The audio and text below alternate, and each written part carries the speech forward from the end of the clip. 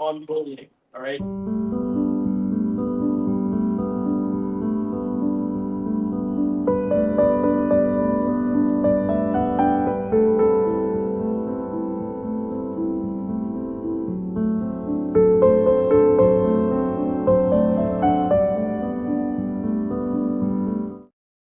And I got tormented, and it was awful, to the point where when I was in second grade, I would go to school, I would have lunch, and then I would pretend that I was sick so that I could go home, because I was so scared of going out to recess that I had to think of any reason not to go.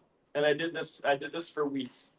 And the reason was because that's where I was getting bullied, was at recess. It was unsupervised, and that's where the worst of it was. And I said, I can't.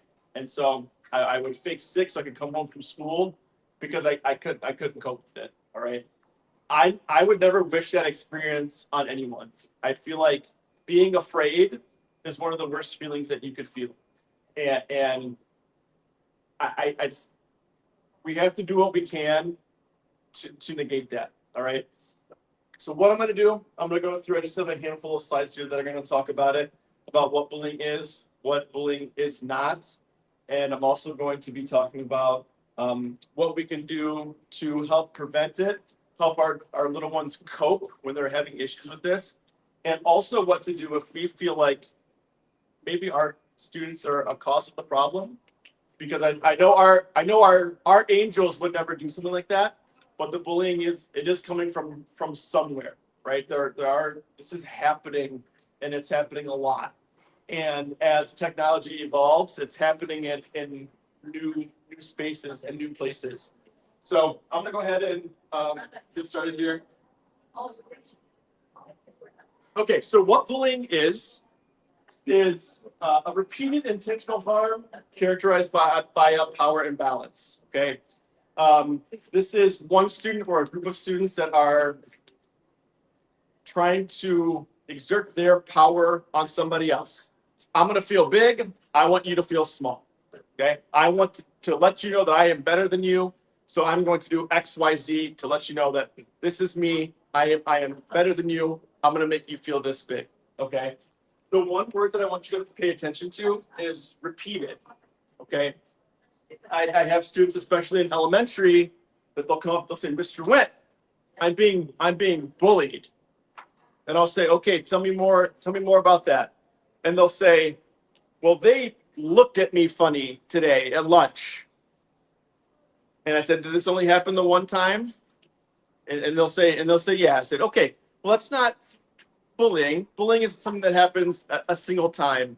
Things can be upsetting, but bullying is a repeated thing. Like you're feeling targeted, and it's every day, or it's every few days, and it's happening over and over, and you can't feel like you can escape it. Ms. Stafford, can I have you help me with this slide? Yes. I'm gonna stand over here because I feel like I'm 100 miles away from everybody. Can you just hit buttons for me when I tell you to go forward? Hi, internet. We're gonna move here because I feel like I'm so far away. We're gonna move over here. Make sure I'm still somewhat in view of everybody. Okay. So I'll have the slides over there, but I'll talk to you guys. I'm so far away. Okay, go ahead and share will be over.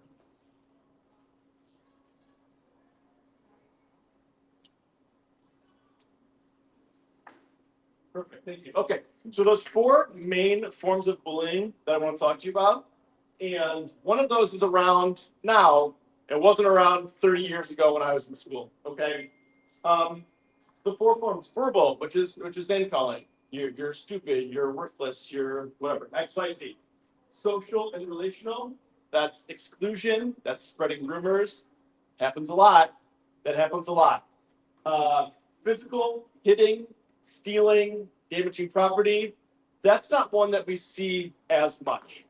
Where we do see that more is in elementary more than with our older kids. Cyberbullying, online harassment. That's the big one. That's where most of this stuff is happening now. And I really feel for our kids, because when I was in second grade and I was getting bullied, when the school day ended, I at least got to go home and forget about it. Right? It was over for that day. Now, it's only just beginning when school ends. right? Because there's social media, there's these group chats, there's pictures being spread, and it's relentless. And these kids feel like they can't escape it, and it's so consuming to them that they have a hard time functioning because it is just a constant state of stress. Being a kid is hard enough, man. School is tough. We're up early. I got my teachers yelling at me to be on class on time. I got tests to study for. And all of a sudden now I have this group of people that are spreading pictures of me online when I go home, right? It's awful. The social, relational, and the cyberbullying a lot of times go hand in hand. We have run into a lot of issues where these group chats get out of control. Okay, they get out of control because it's hard to police. It's things out of school, so it's not something that the school can really deal with.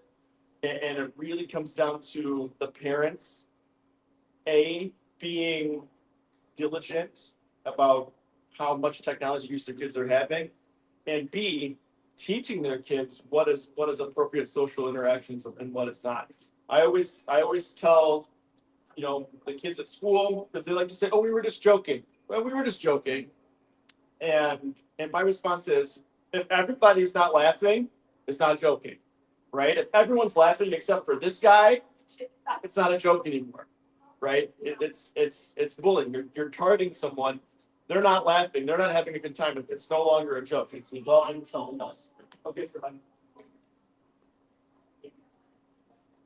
so signs that this may be happening to your kid. And again, I know growing up, adolescence is hard. This isn't, the full list of things that could happen. And sometimes kids may experience these and not be getting bullied. But these are things to look out for. Okay, unexplained injuries or loss of items. They come home and man, I bought you 5 pairs of gloves this winter. What is going on? Reluctance, refusal to go to school. That was mine, right? I was trying to get out of school. I didn't like it. I don't want to get. Oh, I have a lot of belly aches on Tuesdays. All of a sudden, those kind of things. Changes in mood. They're feeling anxious. You see them withdrawing. No, I don't want to go out with my friends. No, I don't want to go to family dinner or grandma's. Just like they're so consumed with this that they just don't feel like eating anything. And finally, changes in sleeping, eating habits. You realize they're not eating as much as they usually would. They're restless. They're staying up. Yeah, you tell them, man. Yeah, he knows about it. They're staying up too late. They're not able to sleep. These are all kind of warning signs that it may be time to have a conversation and just check in and see what's going on. Again, doesn't necessarily mean that something is, but it doesn't hurt to find out. Okay. All right. This is the one that no one likes to talk about. This is signs that maybe your child is acting in the way that they should. Maybe they are being the bully. Okay. Increased aggression or demanding behavior. Blaming others, lack of empathy, not feeling sorry, not taking accountability for their actions. Again, I hear a lot of, we were just joking. We were just playing around. Unexplained new items, money, right? All of a sudden your kid has 5 new pairs of gloves. We may start to ask some questions there. Frequent disciplinary issues. A lot of times these things kind of ramp up. Okay, we start with something small, and as we start to feel that power and we start to get confident, the behaviors will start to increase. Okay, so that's something to pay attention to. Also, frequent disciplinary issues, especially if they seem like they're coming out of nowhere. Especially if your child has no history of this, and all of a sudden, man, I got called by the lady 3 times this week. What is something's got to be going on?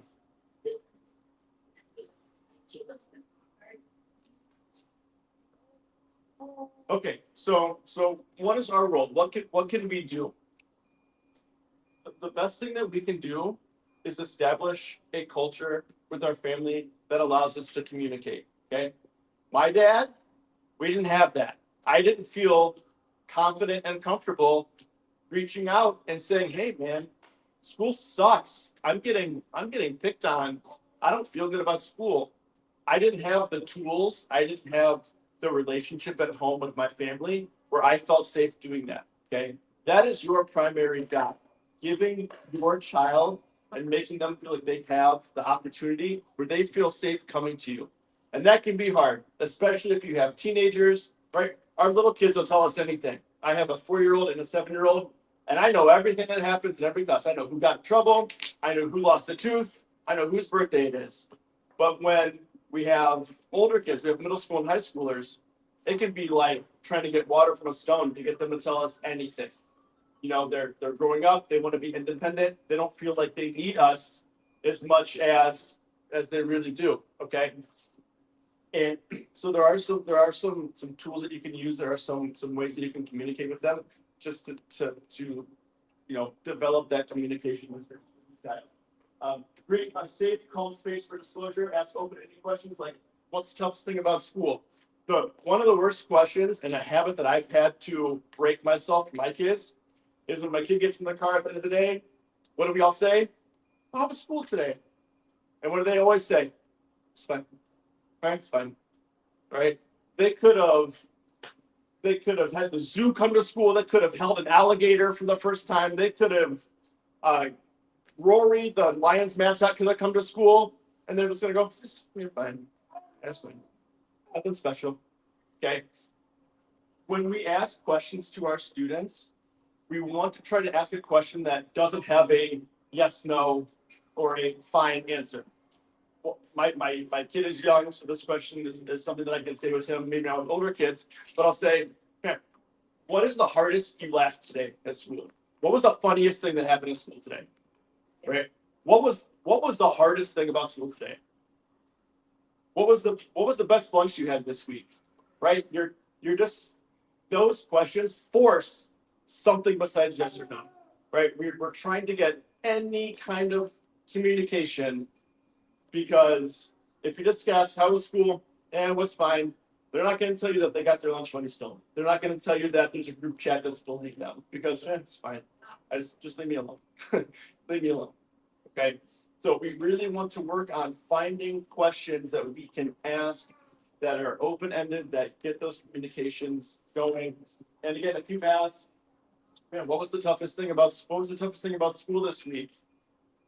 You may get some clues as to really what's going on. They may not tell you the whole story, but you may start getting bits and pieces. Okay. And it develops that communication more than okay. Another thing we can do is to prevent this is we model kindness. Show respect in your own interactions. I can't tell you. There you go. That's you. That's all you. That's all you. I can't tell you how many parents I have will they'll say, yeah, I have a good relationship with my student, and they tell me everything. But when they tell them something that they don't like to hear, then they're getting in their face and they're yelling at them and they're getting after them in a way that's not respectful.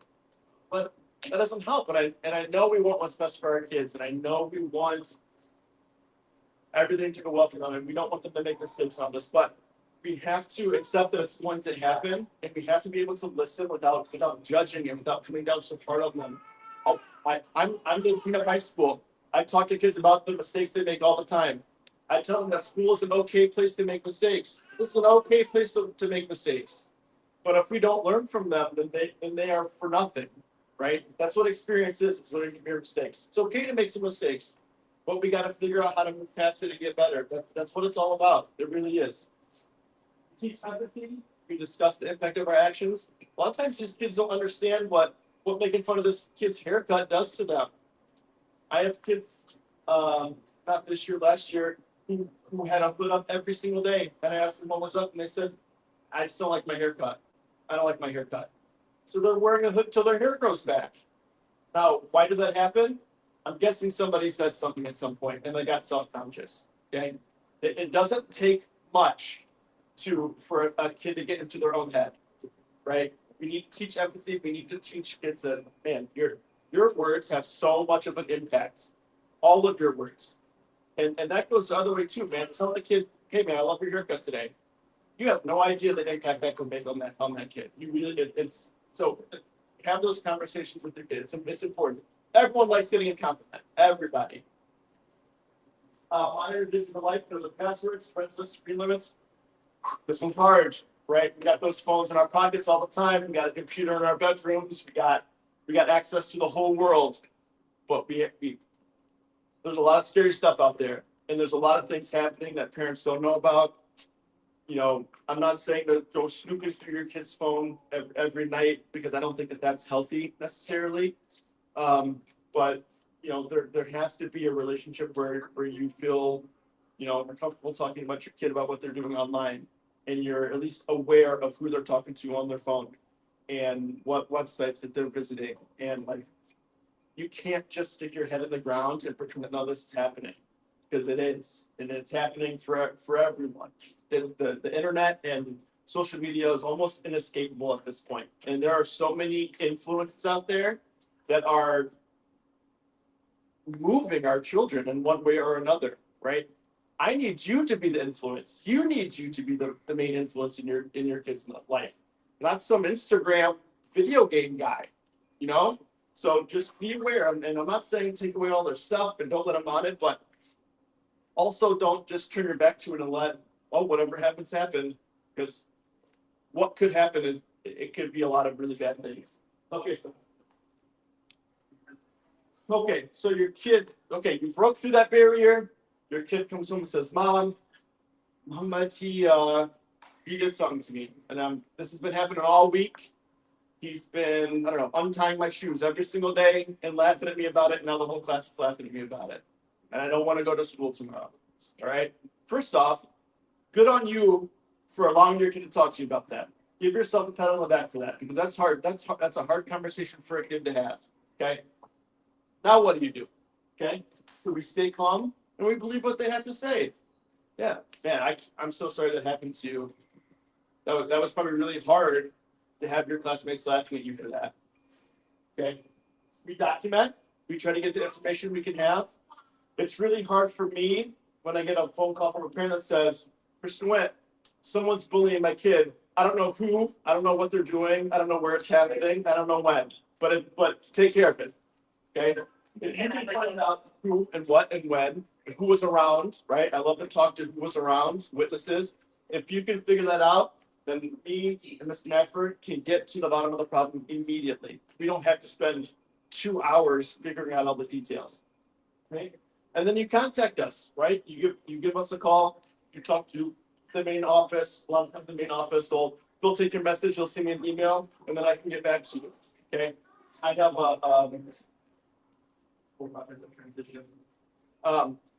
I have a school email that people can call. I have a work cell phone that people can call. Same with Ms. Knaffer. Like, reach out to us. We want to help. We want to know about this. We want to take care of your kids. We really do.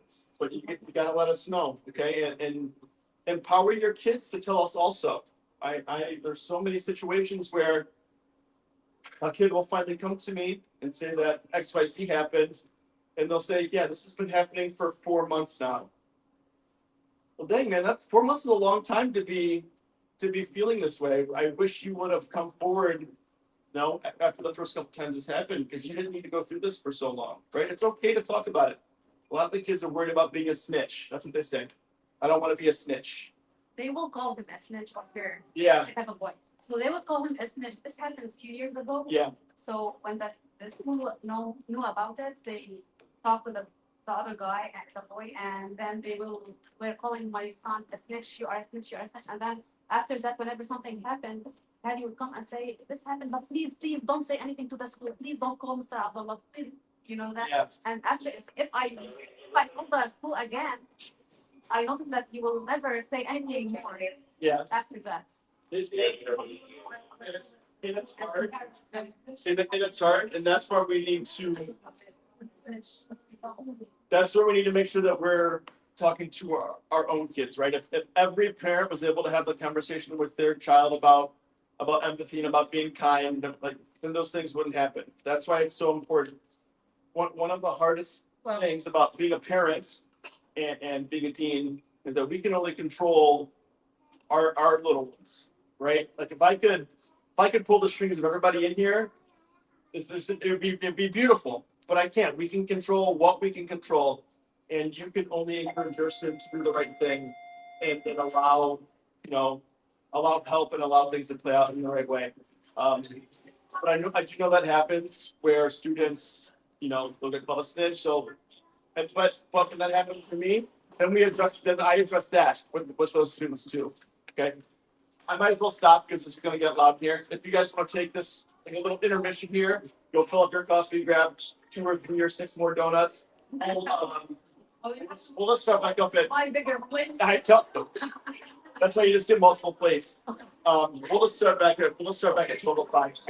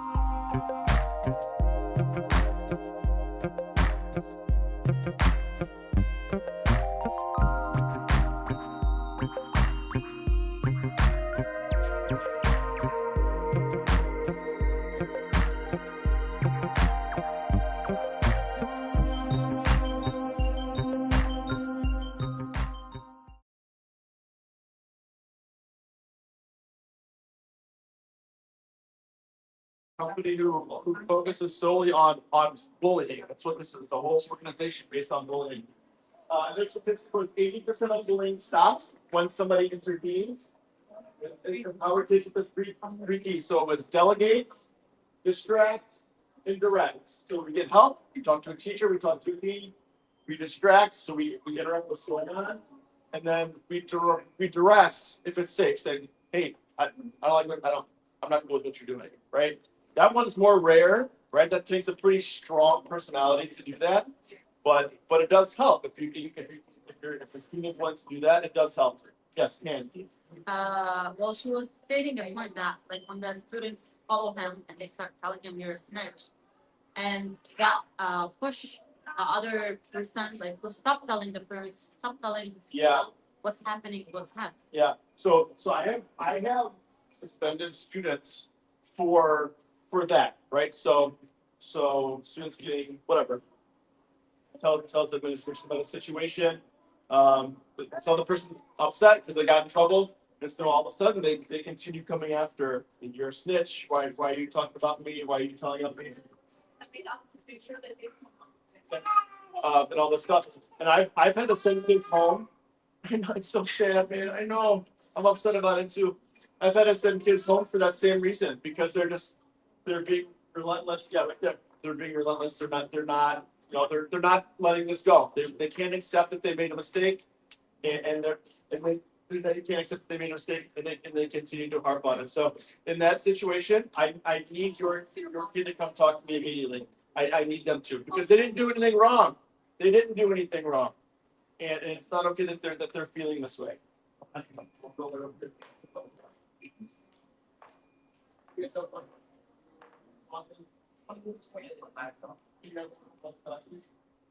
Good.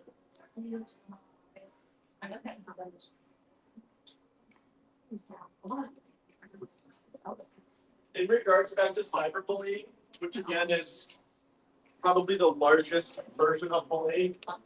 One thing that's extremely helpful is if your kid can get a screenshot of what's going on, right? If they're getting bullied, if there's a group chat and pictures or whatever's happening, if they can get a screenshot of that, then there's no denying what is being said. I love a good screenshot when it comes to this stuff because all the evidence, everything that I said is right there, and there's nothing you can say to refute it. Okay, so we screenshot it.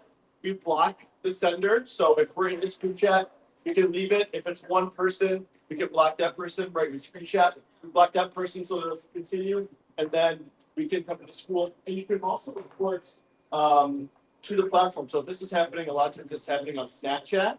Okay, you can report that person to Snapchat and get their account removed. Okay, that's another thing that can happen, or Instagram or TikTok or whatever new thing that I don't know about yet is. Okay, they can report it to school and also to that platform and get their account removed that way. Yes. So for in return suspension, do you guys really believe in suspension? Like suspending a student, like a lot of students, they're gonna like enjoy it. Yeah. Like you feel like you are punishing the parents instead of students, sending the kids home, staying home, and they're just sitting home. They're doing nothing. They're missing school work, missing the school time. Yeah. So my question was, do we? My opinion, that students will like the suspension, that they will hate that their parents will know about their bullying others. Yeah. So there's a couple of different things going on there with the suspension. I don't do a lot of suspending in the high school because of that reason. A lot of kids see this as a break. I don't want to be at school anyway. Thanks for sending me home, Mr. Went. Suspension really falls a lot on the parents to make this time not enjoyable, right? If a kid is suspended and they're sitting there playing video games and they're on their phone by themselves all day and eating pizza, then yeah, that's not so bad. But when they're sent home, they get their phone taken away, the internet's unplugged, and they have to sit there with a book. All of a sudden, it's not such an enjoyable time. So it really does. So there's some parents who do that. There's the do. There is, and there's some circumstances where a suspension is needed, and you need to be out of the school. Like for violence, for sexual harassment. I don't care what happens at home. I just need you out of here. Okay. Basically, like we go by the rubric book at our school, and we have this based on the level of the offense that the child did. And I promise you, my kids, when they used to see like the phone number or school calling, they used to be like very worried, even if it's like just a teacher like.